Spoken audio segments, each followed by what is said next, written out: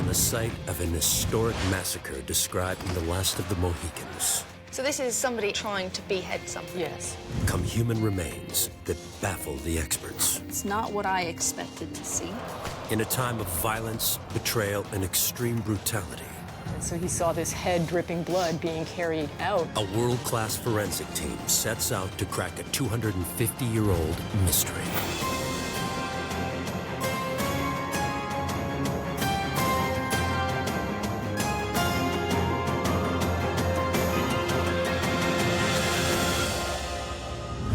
Fort William Henry, upstate New York. A British bastion during a bloody war that rocked America 250 years ago. And even now, the site is still revealing secrets of its violent past.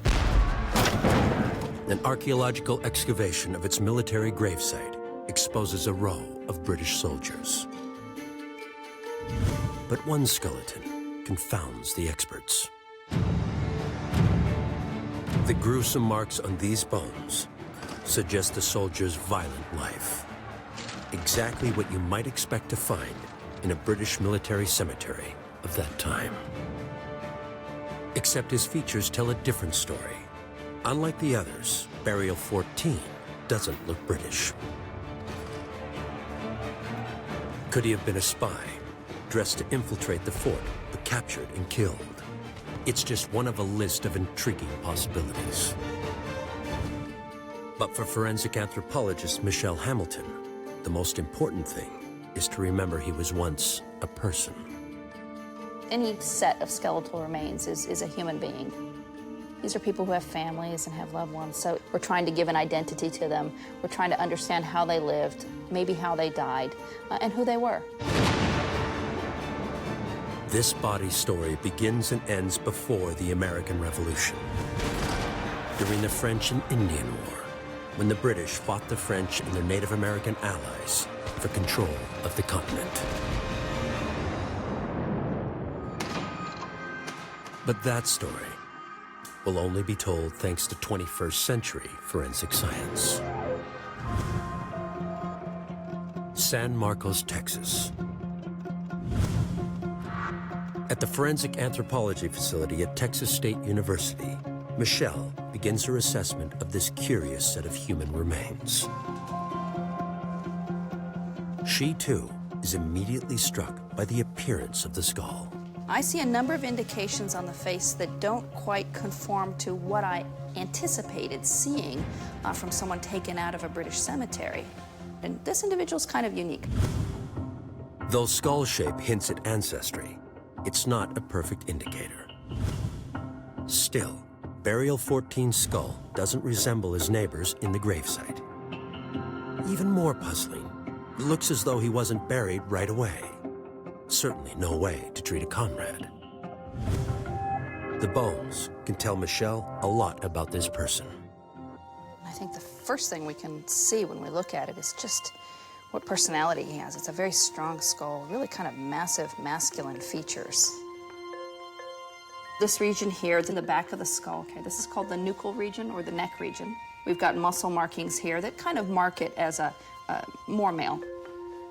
The pubic symphysis, as we're younger, it looks like it's got lots of valleys and furrows. As we age, it gets a little more worn down. Those features disappear. So looking at this, I think 25 to 40s is a good range. Though he died in the prime of his life, Michelle can't see any signs of what killed him. In terms of disease, I don't see a lot. He looks relatively healthy, especially for an individual from the 1700s at this point. There are some indications that he's had some conflicts. But he hasn't escaped unscathed. Here you can see a healed fracture here. So at some point, this individual received a bash to the side of the head. So who was he? What was he doing in a British fort? How exactly did he die? He took these secrets to the grave. Now, 2.5 centuries later, Michelle assembles a team of some of the best forensic scientists in the world to at last tell his story. We have the individual from Fort William Henry, and we have a very tight control on the time of death. We know the cemetery was in operation between these 3 years, 1755 and 1757. Michelle's suspicions about the shape of the skull are echoed by her colleagues. Just based on the craniomorphology of this individual, it does not look like a British individual during the 1700s. Very, very different. But I'm going to have to put some numbers behind that. They'll look at DNA and determine whether this individual is of maternal European ancestry. Between them, the team has almost 150 years of experience giving voice to the dead. As forensic anthropologists, we regularly work with the remains of people who have been murdered or have committed suicide. It is our responsibility to give them their identity back. I've always believed that everybody has a story to tell. To start their investigation, they need to know more about the unearthing of the body. To dig for clues, Michelle dispatches the team's historical investigator, Xanthe Mallett, to Lake George in upstate New York, where the remains were excavated. As a British forensic anthropologist, she has a special interest in the case. A lot of people think just bones when they think of a forensic anthropologist, whereas I look at historical research. I'm actually going to go to where this individual was recovered from, see what information is available, and hopefully I'm going to be able to find records that are detailed enough to build the historical picture of why this person may be there. Her first job is to meet the archaeologist who discovered the mysterious remains, Brenda Baker. Brenda. Hello, welcome to Fort William Henry. Fine, lovely to meet you. It's good to meet you. Fort William Henry was built in 1755 as a strategic settlement for British troops defending the lake and as a base for scouting and raiding parties keen to disrupt French operations. We're actually outside the limits of the fort in what was the military cemetery. And we know this due to the 1950s excavations, and they found several bodies, including 10 that were left on display in this building right here. So we opened several excavation units that you see laid out, and we uncovered evidence of 8 different grave shafts, but we only excavated 3 of those. How do we know that this is definitely a military population? Well, we have these men laid out in rows, some with trauma, and we actually found buttons and cloth that suggest military uniforms. The scraps identify the remains as soldiers. But some men, like the mystery soldier, were denied a timely burial. We discovered the remains of fly casings, or puparia, that are the last larval stage of the fly, the maggot. And that gives us a lot of information about the fact that these men's burials were actually made quite a bit after they died. So he was exposed for some time before he was actually interred. No one can explain why certain bodies weren't buried right away, unless they weren't supposed to be there in the first place. And that brings Xanthe back to the question of Burial 14. This man in particular has a very interesting face. He looked very different, so we were intrigued at the possibility that maybe some of these men were not actually Europeans. The striking appearance of Burial 14's remains raises questions that can only be answered on the molecular level. In Texas, Michelle calls in Dr. Eric Bartolink, a specialist in isotopes found in human bones. Eric has worked on identifying victims from the mass graves of the Bosnian War and the World Trade Center post 9/11. Michelle hopes Eric's examination of samples taken from Burial 14 may reveal where this unknown soldier was raised. From a bone sample, we can look at carbon and nitrogen isotope analysis to tell us about the person's diet. Teeth, though, give us a record of childhood, and so we might be able to track possible movement of people from their birthplace to the place where they died.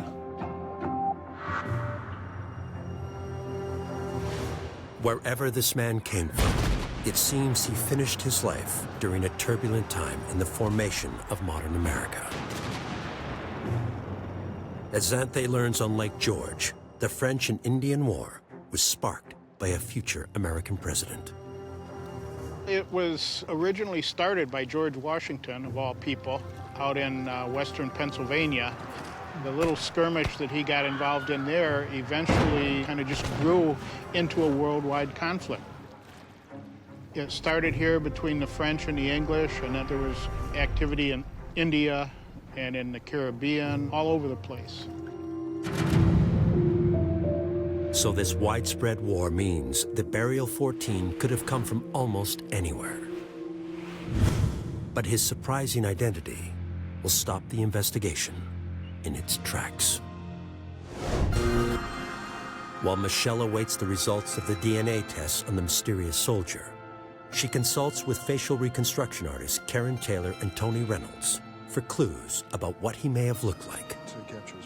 So strong. It's so nice to hold one that's this strong compared to some of the fragile ones that we're dealing with. A wonderful broken nose. Wonderful nose, isn't it? See how misaligned it is, actually, from the top of the bridge area.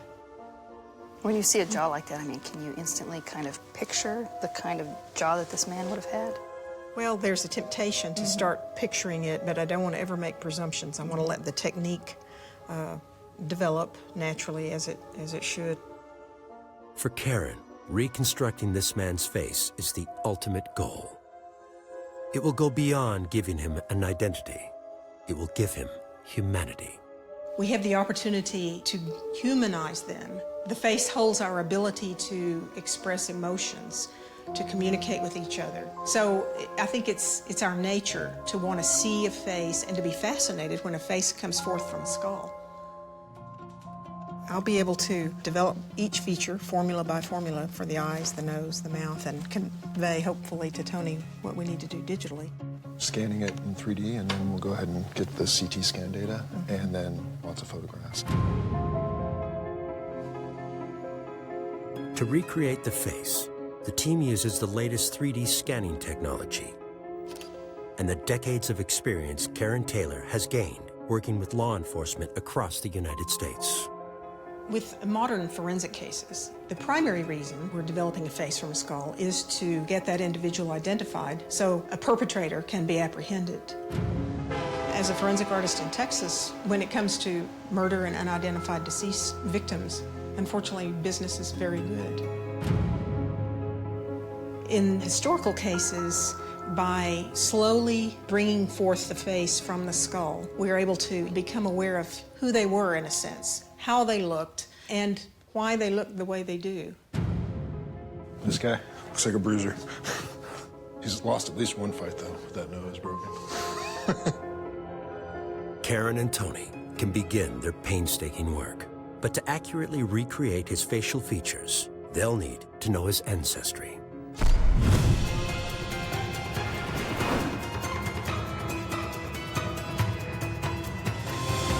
To that end, at Lake George, Xanthe pores over the muster roll records for the British troops passing through Fort William Henry. You absolutely do see names that are pretty clearly not of obvious English descent, such as this person here, Negro Caesar, certainly of African descent. Yeah. And in the case of this man, he actually served at Fort William Henry from November of 1755 through May of 1756. Well, until I have more kind of answers coming back from the science, basically I'm looking at any group of non-European descent. Sure. And this other book is a compilation of muster rolls from the Connecticut forces that served in 1756. There are people that have names that a good argument can be made that they are of Native American descent. John Hatchatusi, or another person here named Jam Chegpunk. And it wasn't uncommon at all for people of Native descent, or for that matter of African descent, to be serving in these provincial regiments. But we've got 2 books here of names, haven't we? So there are an awful lot of people that it could be. There are, and in fact, you're talking about some 4,000 names. So, non-European faces weren't uncommon at Fort William Henry. And if Burial 14 was truly serving the British, his name could be on this list. And it's impossible to narrow it down without knowing his ethnicity.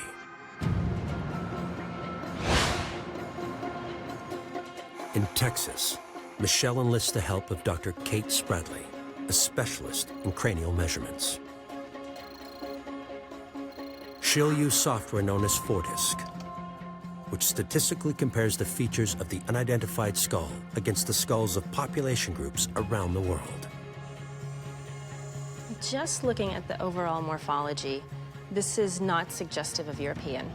And the preliminary results in Fordisk suggest that this person is most similar to a Native American. So we have a mystery. We have a potentially Native American individual buried in a British cemetery in a British fort. Yes, very interesting. The software is just one instrument in the forensic toolkit, and it will take time for Kate to complete her measurements and narrow down the skull's ancestry. The percentages that come out of Fordisk just weights it more towards one particular group versus another. It's not a definitive answer. But a definitive answer is what Michelle needs. She sends a sample from one of Burial 14's teeth to Baylor University in Waco, Texas, where Dr. Lori Baker will try to obtain a DNA profile. DNA, quite frankly, is just the building blocks of life. We have 4 different base pairs that show up in a particular order that make us who we are. The interesting thing about DNA is that we're over 98% similar to a chimpanzee, so you can imagine that the 2% that differs is quite important. We have to look at a very small amount of it to be able to determine the differences, to exclude someone from a crime scene or to include them as the person that left the sample. DNA in itself doesn't tell us who a person is. We won't be able to pull the name of an individual out of their DNA. We will be able to pull characteristics about that individual. Things like hair color and eye color and different sorts of attributes. It won't tell us how much they weighed, it won't tell us how tall they are, and it won't give us their name, but it certainly will tell us quite a bit that we can use. Lori is most likely to find intact DNA in the well-protected root of Burial 14's teeth. She'll test what she finds, looking for a genetic marker or haplogroup that can indicate the geographic origin of Burial 14's ancestors. We have quite a bit of information about what it means genetically to be British. There are several markers that we'll look for specifically, and if those markers appear, we'll be able to say, yes, he is ancestrally European. If they're from somewhere else, then we have a very interesting story about how he ended up in this British cemetery. While the team waits for the DNA results to reveal where this man began, they turn their attention to figuring out how his life ended.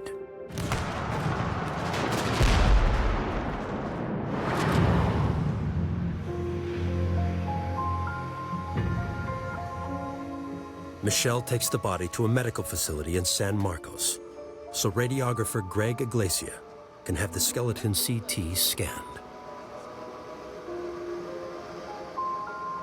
CT, computerized tomography, builds a three-dimensional X-ray of the body that allows a microscopic examination of the bones inside and out. But Greg finds only the same non-fatal damage Michelle noted before.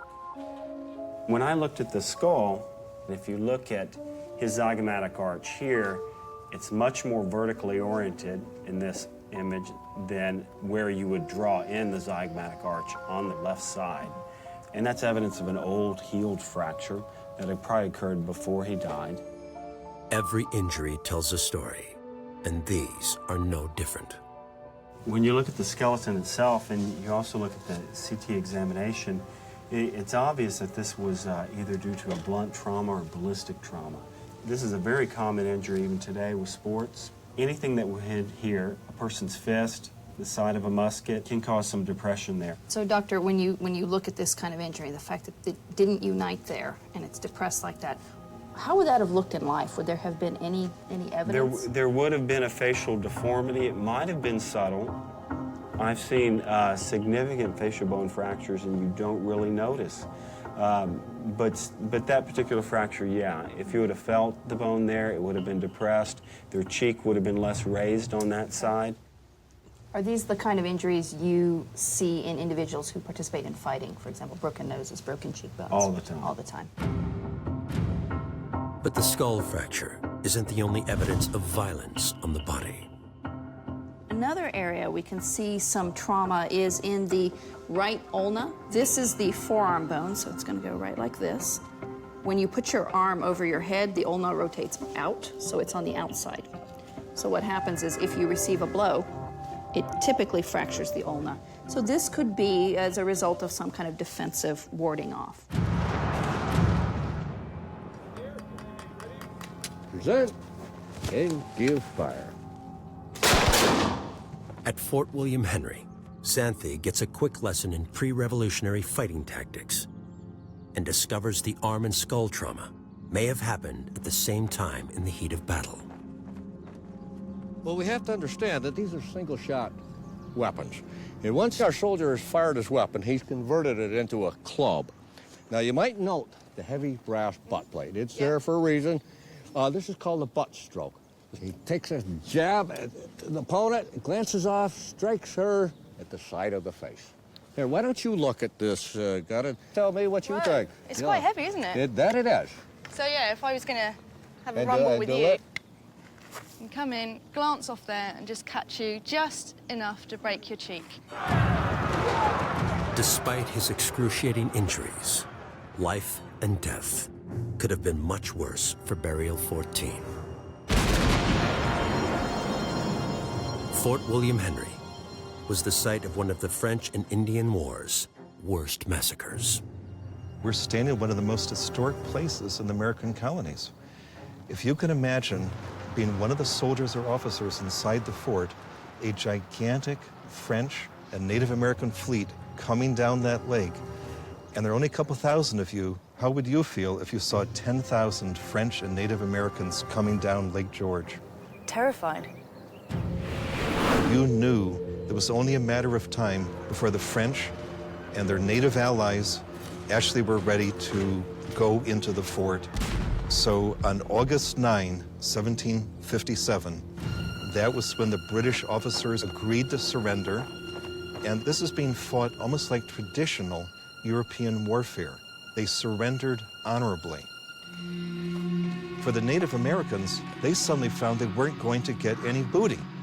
All of a sudden, they saw the French and the British striking a deal. It's like, wait a moment, we're being frozen out of the action. What happened next was immortalized in the book The Last of the Mohicans, which recounts the surrendered troops' brutal massacre by Native Americans fighting with the French. As the British finally marched out of Fort William Henry, Native Americans in the woods saw all of that treasure that they'd come for leaving. Some of the last soldiers were attacked from the woods. They had no weapons, or the weapons they had were unloaded. People have fought and debated ever since how many were killed in the massacre. We honestly don't know. Historians would place the number anywhere from 60 up to maybe 185. It is believed that most left behind at the fort were brutally killed. In the 1950s, archaeologists discovered evidence of those massacre victims. Brenda Baker has been studying their horrific remains. This guy has 4 cuts or hacks on his second cervical vertebra. So this is somebody actively trying to behead somebody? Yes. And you can see that it took more than one try, so that's why we've got actually 4 hack marks before it sheared off the top of the pivot that allows you to rotate your head. We have a French priest who actually witnessed a head being carried out by one of the Native Americans allied with the French. And so he saw this head dripping blood being carried out. There are cuts that were made probably by both a belt axe and knives that go through the ribs and have sheared the ribs on at least 3 of these men, or probably all of them, but also hacks to the pelvis, and the area of the pubic symphysis, or the very front of the pelvis, has been sheared off. So the whole pubis bone at the front of the pelvis was taken away on both sides. An extraordinary amount of power to do that, hasn't it? Yeah, so what I think was happening, we know they were taking trophies, things like heads, probably cutting through the rib cage and taking the heart, and perhaps even the genitalia. After the massacre, the British abandoned Fort William Henry. That Burial 14 was found in a gravesite suggests he and his companions died before that terrible day, when relative peace reigned over Lake George.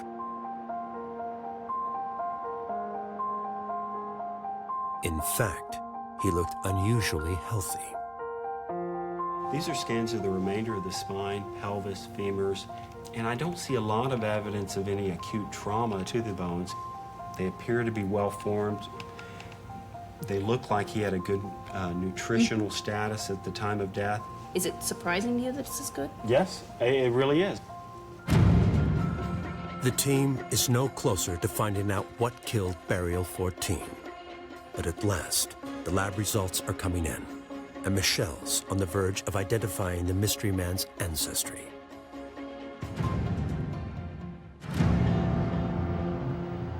In Texas, Michelle Hamilton gathers her team to share the latest discoveries about Burial 14.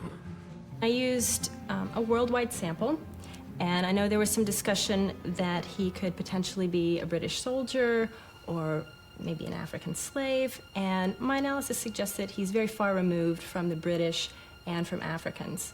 And I found that he's most similar to Native Americans. Kate gets support from Lori's DNA results. Well, it's nice to hear these results because the DNA was really interesting. I found a haplogroup X. In modern Algonquians, we see it at 25% of Algonquian speakers with this haplogroup X. Although the tooth sample had degraded over 250 years, Lori picked up a genetic indicator that suggests Burial 14 might belong to the group of Native Americans that includes the Mohicans and the Mohawks, who lived in eastern New York in the mid-1700s. In terms of the ancestry of the individual, he came to us as an unknown British soldier, and I think we can agree that now we're looking at somebody who's Native American.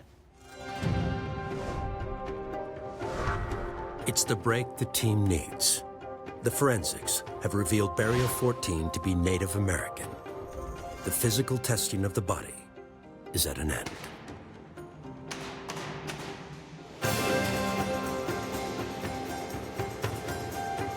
But their work is far from done. They'll have to rely solely on the data they've already gathered to learn why he was buried alongside regular British troops. But for Donald Fixico, professor of American Indian Studies at Arizona State University, the discovery that Burial 14 was Native American gives him a lot to work with. For this Native person to be buried in a British cemetery is really unusual because Native people really kind of fought for the French, and there were over 30 tribal nations who fought for the French. Not even, well, maybe about a third of that many, for the British. The numbers may have been smaller, but Native Americans played an important part in the British campaign. They took sides not just to help their European allies, but also to play out their traditional tribal rivalries. We have to realize that the Indian people themselves didn't get along with each other. Native nations have been fighting other nations for centuries. There were all these Native nations rivalries throughout the entire Western Hemisphere. They also did that with friends and with allies. So from a Native point of view, then they're courting the British perhaps, and they're courting, the French. Well, now they realize that guns will help tremendously. The French introduced guns and gunpowder and lead to Native people, and it shifts the balance of power. The British realized that if they were in fact going to win this America and establish a New England, that they had to in fact court Native people as allies.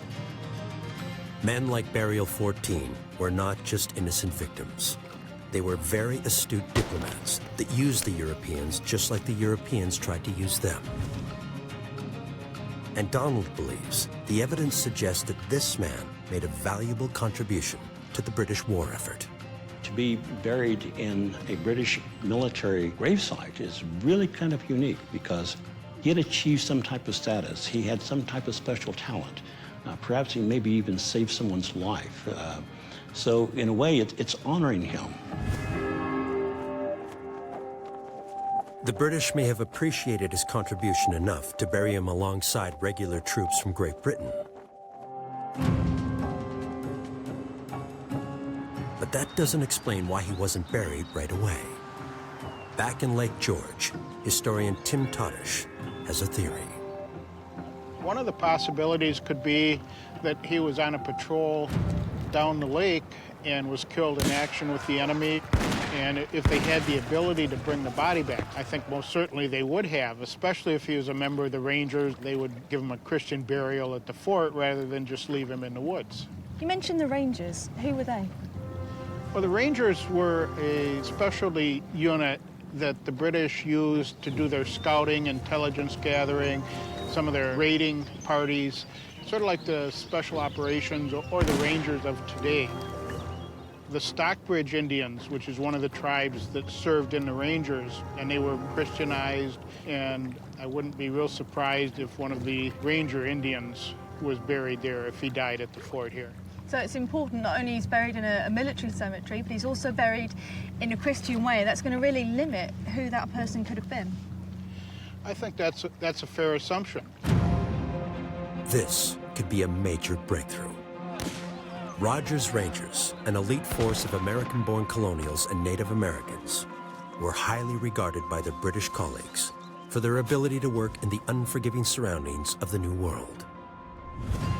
And the face of one potential Rogers Ranger, Burial 14, is beginning to emerge for the first time in more than 2 centuries. So the eyeball itself is about 25 millimeters in diameter. It so happens that 25 millimeters is about the diameter of a U.S. quarter. With the knowledge that he's Native American, the facial reconstruction team can better estimate his eye color and complexion. The good money probably is on the rich brown eye. You're going from sort of a hazel, darker and darker, I see. Is that looking close? That looks nice. And then we'll come on over to 3D here. That looks Gives you an terrific. idea. Karen and Tony can now give this man back his face, a face that has not been seen for 250 years. These tissue depths vary so much around our faces. If you feel on your own nose right here, it's quite thin. Just sort of skin over bone, really. And yet, if you feel down in the cheeks and around the little pad of the chin, it's much meatier. So I'm coming down the forehead, going around that bulge of the supramasculine brow ridge, jump down below the nose and look at this area. If you're fairly young, you can usually see a little bit of the bottoms of your upper teeth. As you age, that drops, that parting line drops. And considering it was a time where people aged more quickly, I'm going to make it approximately there. And before you know it, a profile will begin to emerge. With Karen's 2-dimensional reconstructions almost finished, she hands over the final 3D depiction to graphic artist Tony Reynolds. I feel good about working with Tony because not only is he a super skilled digital animator, he has a strong knowledge of anatomy, which will make him a natural for communicating with me to do this skull-to-face reconstruction process. I think working together, Tony and I are going to be able to produce something that's better than either of us could have done on our own. As Burial 14's face slowly gets fleshed out, his secrets are being revealed. But with no marks on the skeleton, the team still needs to find his silent killer. Back in New York State, Xanthi may have just uncovered a clue to Burial 14's untimely death. She's meeting colonial historian Susan Ouellette to learn about a deadly disease the British and French unwittingly brought to the New World. Probably the most fearsome epidemic would have been smallpox. First of all, it's new to North America once Europeans come because it didn't exist here before that. The Native Americans were especially susceptible to the epidemics, but even provincials would have been. Secondly, it's incredibly infectious, and it works very fast in the body. It creates high fevers, it creates a degeneration of the body's organs, and so it can kill very, very quickly, sometimes in 3 or 4 days. And because it kills quickly, it's not going to leave any markers on the skeleton that we would find? No, not at all. In fact, that what you would find is that it's the contextual evidence of how they're buried. You had to bury people really quickly. Yeah. So if a person is laid in the ground, wrapped in blankets, in their clothing, that's a hurried burial. And so that seems much more likely that that person died of smallpox or of some infectious disease people are afraid of.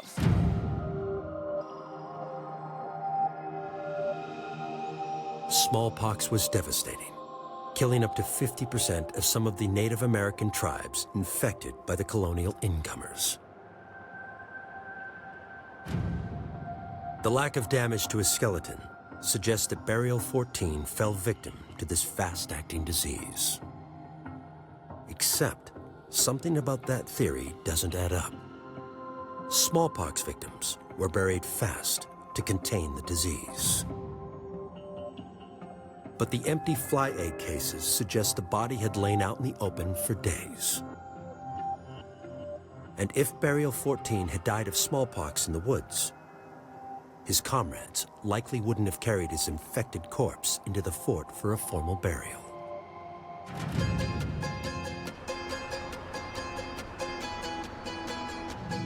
To understand how flies colonize bodies, Michelle and Kate head to Texas State University's Body Farm, a forensic facility that trains law enforcement agents in the gruesome science of body decomposition. And one of their first lessons is the life cycle of flies and their larvae. So what we have here is a piece of beef that we've let lay out for 3 days now, so we could see the effects of flies depositing their eggs. If you see maggots in association with human remains, that tells you that the body was outside for some period of time. See the different sizes of the maggots? Oh yeah, you've got the larger ones, so the older ones. So these would be 2 different successions of maggots, which are going to be vital in help determining the time since death. Maggots are really crucial in terms of trying to determine the postmortem interval or time since death, because forensic entomologists can get fairly good time ranges looking at the species of fly and tracing backwards the developmental cycle of the maggots.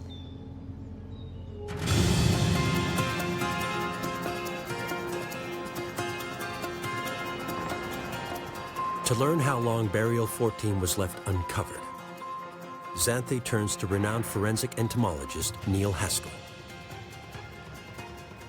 He's worked on such high-profile cases as the Casey Anthony murder trial. He now looks at the fly casings, and what's surprising isn't what he finds, but what he doesn't find.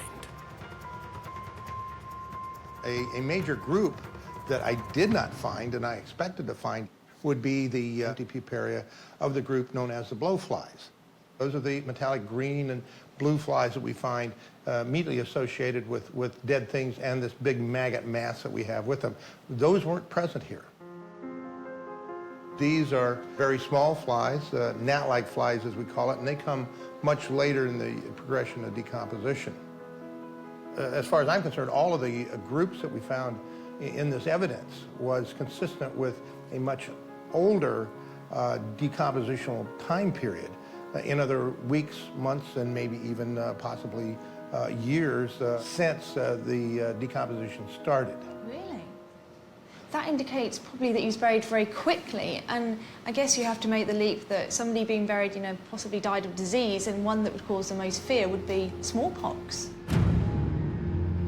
I sure wouldn't want to be wearing somebody's smallpox uniform if they died of that.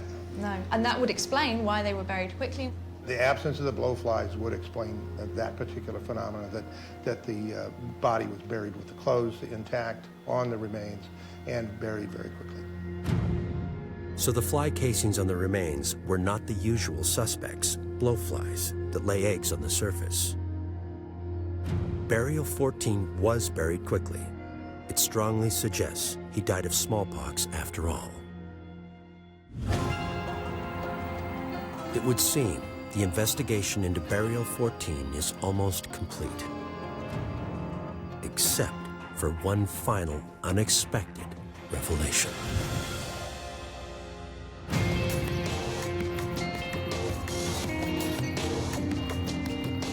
The team's forensic analysis of the mystery man, once assumed to be a British soldier, so far suggests he was possibly a Christian Mohican who signed up as a Rogers Ranger and fought with the British. But there's more to his story, told straight from his own mouth. So, Eric, what does the stable isotope information tell you? What was really interesting is the tooth enamel data, because it doesn't match that area of the United States. So the whole Albany region is very, very different. They have much higher isotope values in the water sources there, and comparing it to the tooth carbonate maps, it matches more closely with the western United States. And so it actually is consistent with areas such as Idaho, Wyoming, the Dakotas, Colorado, Utah, suggesting that the water source, while his tooth enamel was developing, was from that region. So he lived as a young man and up until maybe his teens in a different area. Yeah, then at he least. would have moved. I think that's really interesting because he really aligned closely with a couple of Plains Indians groups from the area that you're talking about. It's really good to hear you say that.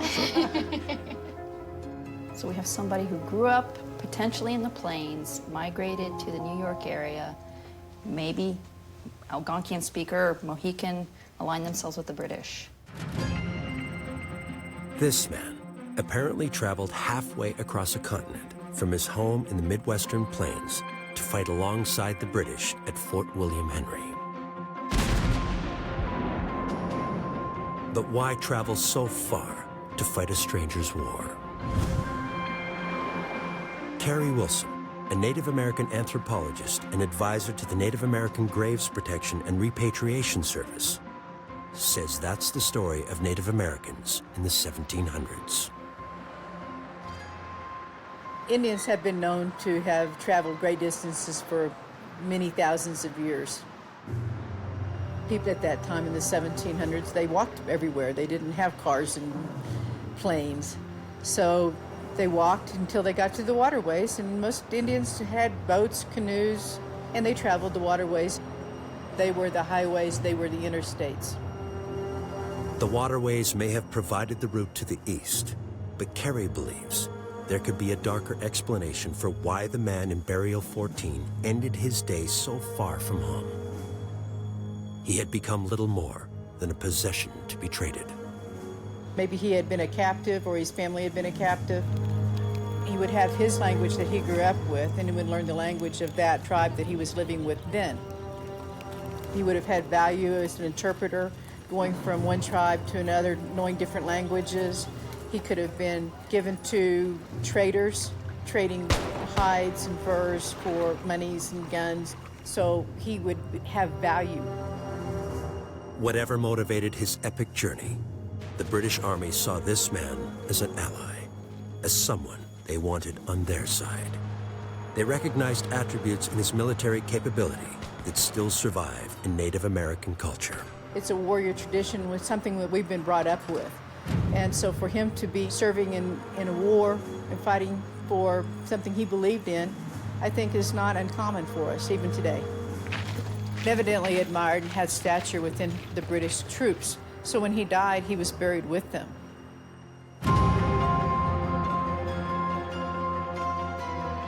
This man's name may be among the muster rolls that record those that passed through the fort. But whether it's a Native American name or an anglicized version is impossible to say. So for now, he has no name. But at last, he has a face. I think he's a strong individual based on the trek he made that you've described with your findings, Eric. So,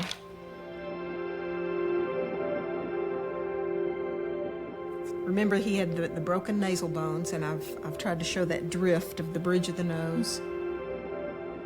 I think you've done a remarkable job. You can really see the prominent features of the skull. It's art, No doubt, but it's art in conjunction with science, and it's based on every bit of scientific input I could give it.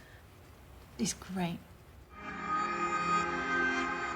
So I've used these drawings to convey to Tony what he needs to take this to the next level and really make it real, really humanize this. How can it get better? So I took Karen's great drawings, and from there we put an actual face on there. Yeah, this is about as far as, you know, normally you would take in a forensic case, right? And then went ahead and did a detail pass on him. Wow. And then from there, I do a final render. And that's what we got. Put some hair on it. That's really amazing.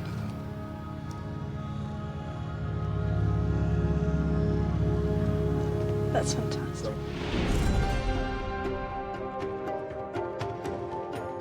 It's the story of a man born some 2,000 miles from the East Coast, where old world enemies fought for control of his ancestors' lands. By fate or dogged determination, he traveled into this war zone, allying himself to British, colonial, and Native American troops based at Fort William Henry. For this man to be of a native tribe, you know, from that far away is really astounding. If he were talking to, for example, a British military commander, he could tell them what the local native people are thinking. He could also tell them accounts of where he traveled from and what he ran into and what new people and new waterways and the dangers, mountain ranges and meadows and deserts and things like that that he may have crossed. He was a kind of a walking encyclopedia of the interior and even farther than that, the West. He would be a very valuable person to anyone at the time. Ultimately, it wasn't war that killed him. It was a disease brought by the Europeans he fought for. The remains of Burial 14 will eventually be reinterred. And for the forensic team, the story they have uncovered is a story of an unsung hero who's finally come home. What's really exciting for us is to be able to provide an individual who, until now has been classified potentially as maybe one of the British soldiers, with his identity as a Native American. So for hundreds of years, he's been unknown. Now he's being given his proper identity. He's now affiliated with his own people.